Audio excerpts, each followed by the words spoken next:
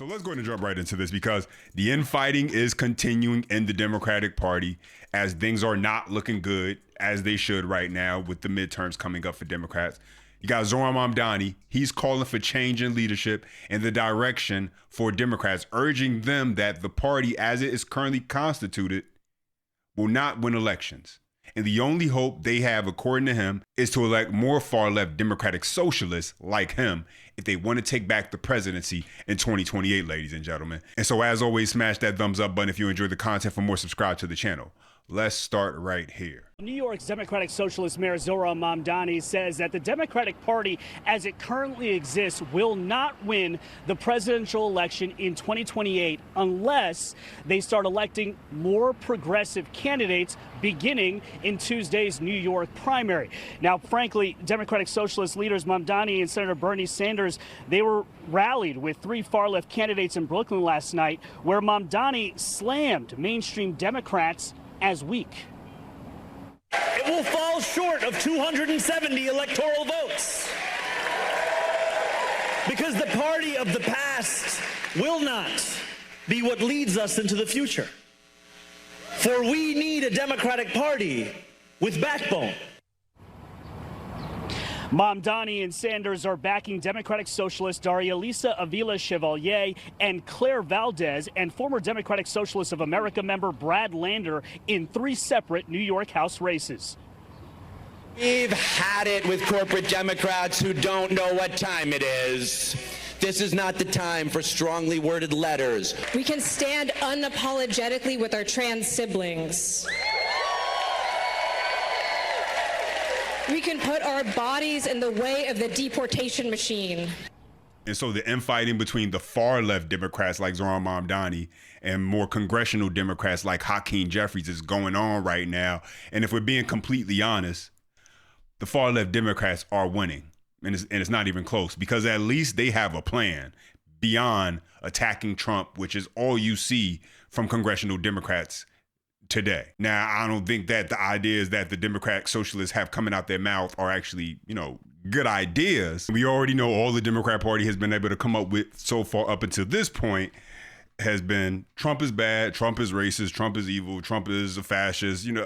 They play it on repeat. It's a rerun. If you saw one episode of it, you've seen it all, ladies and gentlemen. It's nothing new when it comes to the old Democrat Party. And so now you got Democrat Socialists who they're at least trying to go with a new route saying, hey, yeah, Trump is bad, but we're good because we're going to take from those bad people and do good with the money that we're taking from them. They're the evil elitists, corporations, the rich, the wealthy, the ones who are making your life so hard. Put us in charge so that way we can go after them and make your life easier.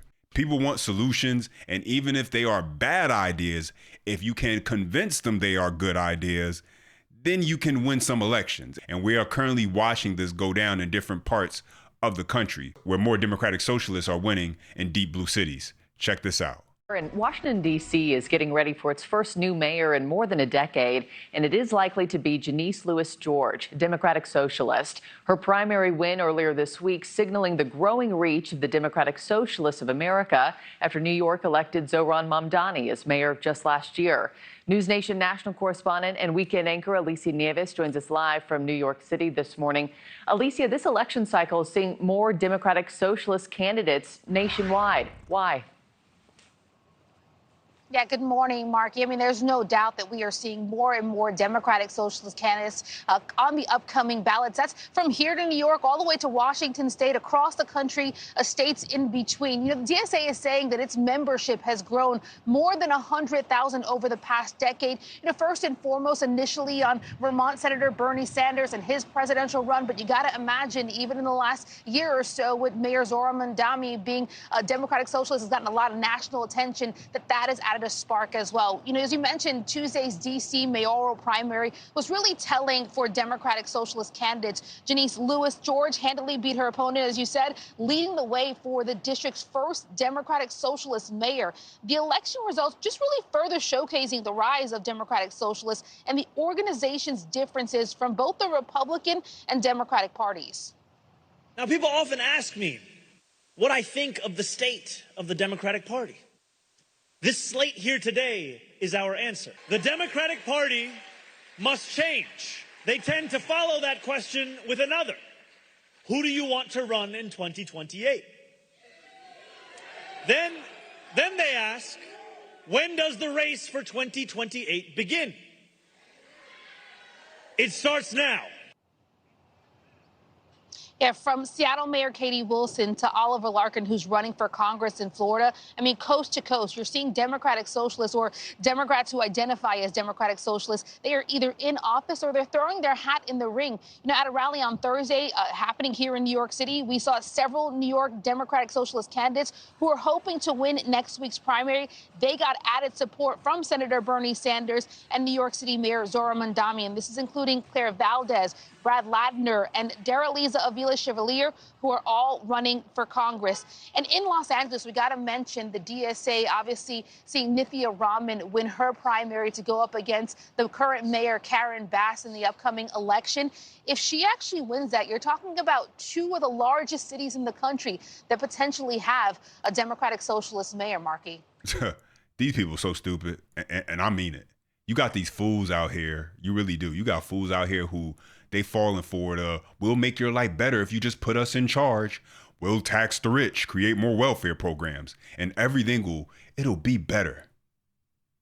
And people who are too lazy and don't want to put in the work, they fall for it. They go along with it. Yeah, you're sawing me up. Sounds good to me. You should be taxing the rich more. Why do they deserve all that money? And it's stuff like that. It really bothers me, and it makes me sick because it's just so fake. Because the second they get a little bit of money, they try to figure out how to keep it in their pocket. But somebody else doing well, and you pocket watching, making plans with their money. That just sounds crazy to me. It really does. But let's continue. Look, we're paying the price for not paying attention to our education system. I think a lot of young people want to live in this so-called utopia. But it's not rooted in the basic liberties, life, liberty, and the pursuit of happiness that we believe in America and have fought for and are celebrating with our 250th anniversary. But you're absolutely right, Stu. You can't ignore this. But I think dead is the Democratic Party that was here just 10 years ago, who believed in a lot of things that you and I would believe in. Yep. But they've moved to this radical left socialism, and it's scary. Like, this is the Democrat Party. It is no longer just one or two socialist Democrats. This is who they are. Mamdani is now the leader of the Democrat Party, and they're gravitating towards him. His endorsement carries a lot of weight. So the Dems are barreling towards this far left socialist agenda. And the train isn't just at the station anymore. It is running off the rails. It is gone. It is full force. And it's not just New York. It's in DC, John, like you were talking about on your show earlier. It's in Seattle. It's in Washington State. It is all across the country. And this is now the Democrat Party. Okay, so now let's go ahead and jump into this clip, because with all this infighting going on with the Democrats in a midterm year where things really should look much better for the party, not in power. According to the most recent polling, Democrats are really struggling to gain any momentum. And that just means Republicans have a great opportunity to maintain control of the House and the Senate. But let's go ahead and jump into this clip for more. Take a listen. I think the warning sign is this: Democrats have an edge, but compared to what we see historically, it's really not that big of a lead. I mean, just take a look here. Okay, this is Congress National June polls, Dem leads, and this is NBC News, midterm years with the GOP press. Look at this. They're up by 5 points, but that's half the lead they had back in 2018 when it was 10 points, and less than half the lead they had back in 2006 with 11 points when Democrats took back the House in both of those years. And now the Democratic lead is on a single hand. 1, 2, 3, 4, 5 points. And it's this type of lead where you say, you know what, Democrats are ahead, but don't count your chickens just quite yet. And Harry, we've been talking about this. As time goes on, you and I have kept on looking at these numbers, saying it just doesn't look like the numbers we've seen when there have been waves for Democrats in the past. What are the trends in the other polls? Yeah, okay, so this is not just one poll in which we are seeing this. There is this group of pollsters that are out there that are just not showing the wave you might expect given where the president's approval rating is. Okay, what are we talking about? We're talking about NBC, Marquette University Law School, and Ipsos. Look at where they were January and February, and look at where they are May and June. NBC, down a point. MU Law, down 3 points. Ipsos, basically staying the same. So the Democrats hold these leads, but again, you have this group of pollsters that are out there where this lead, simply put, is not matching what you might expect if you're expecting a Democratic wave. And that's sort of in a vacuum. What about in a year where Republicans have already made significant gains in terms of redistricting? Exactly right. So you might say, hey, the president's approval is way down low. You expect Democrats to be way up high, especially given him in the record lows because of the Iran war not happening. And then you put in redistricting. Democrats in the National House vote, look at this, needed to control with redistricting. We really think the Democrats need between a 3 and 4 point advantage in the national vote. You average those polls together. We just on the last screen, Ipsos, MU Law, and NBC. It's right on the border there. It's right on the border. It is no guarantee. It is far from a guarantee at this point, if you believe these pollsters. Very tight. Now, what are the prediction markets saying about Democrats' hopes to retake both chambers? Yeah, okay. So then you take a look. Okay, look at the Kalshi prediction market. Chance to win the midterms. Look, Democrats clearly have the advantage at 78% chance, but that's far from 100%, right? That's a 1 in 5, more than a 1 in 5 chance. Republicans hold on. You look at the Senate, the GOP still has the edge there. More likely than not that the GOP holds on to the Senate, according to cash prediction markets. So basically, I'm putting out this warning sign. These are the warning signs, right? Yes, Democrats probably take back the House, but it's far from a guarantee, or we are not going to get caught like in past years. We ignore those polls that had those warning signs. Yeah, stand by. We need more information on this, but it's a trend worth watching. Harry, and thank you very much. Thank you, Mike. We do have a lot of news this morning. We'll be right back. Yeah, so it's not looking particularly good for Democrats right now. At a time when they should be the clear favorites, they're not. And when you consider the fact that in most midterm years, it is usually easier and more likely for the party that is not in power to motivate people to come out because they can talk about everything that's, wrong that they're going to fix, to say that they're going to do better. This year is going to be a bit different, I think. You got the redistricting battle going on in several states. And just because far left Democrats are doing well in obvious areas that you would expect, like a New York City, a California, a Seattle, that's not middle America. That's not the Midwest. But the reality is Democrats have made their bed. They chose to invite radical leftists into the party and give them a seat at the table. And now they're taking over the entire party. Let's continue. Harry, so when we talk about Democratic socialists, how are they viewed inside the Democratic Party? Yeah, you mentioned New York, you mentioned Vermont. Obviously, there's the D.C. mayor. We've seen it in Pennsylvania as well. The Democratic socialists seem to be doing considerably better than they used to be, and they have the chance to knock off, in fact, Democratic incumbents in Congress. And part of the reason for that, why we're seeing these Democratic socialists having such good chances or outright winning nominations, is take a look here. Net favorability among Dems. Democratic Socialists of America, look at that. A plus 17-point net favorability rating among Democrats. That is actually better. That is better than how congressional Democrats are viewed by Democrats at just plus 4 points. So no wonder that Democratic socialists have such a good chance, because simply put, they are a better brand at this point than Democrats in Congress. Among Democrats, it's interesting to see who they like more. All right, and you've used this number before. I always find this fascinating. When you compare socialism to capitalism, how are they doing right now? Yeah, how are they doing right now among Democrats? You see this Democratic Socialists of America more positive than congressional Democrats. And I'll tell you, take a look at the trend line, the favorable rating among Democrats on socialism and look at this. In 2010, they were about equal. 50% had a favorable view of socialism. 51% said the same about capitalism. But capitalism has absolutely fallen through the floor. Look at this. It's now just 42% of Democrats who have a favorable view of capitalism. Socialism, on the other hand, up like a rocket. Look at this. 2 in 3 Democrats have a favorable view of socialism. So socialism is on the rise among Democrats.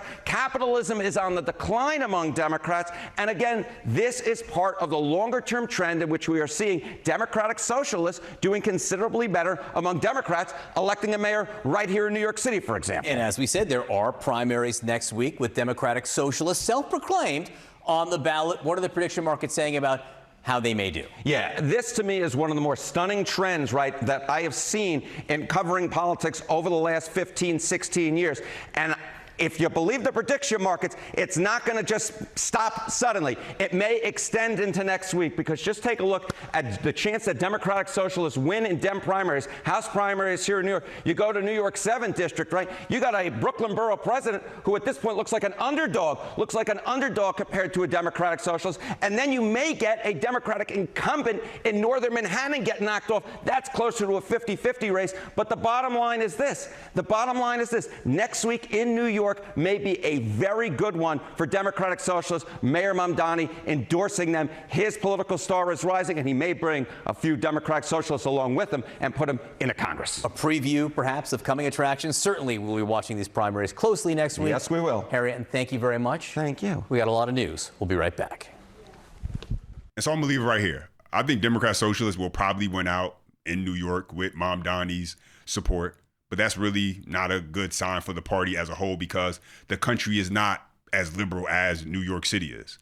Democrats are basically going all in on becoming more radical, more far left, and they are pushing away people who want more moderate Democrat leaders.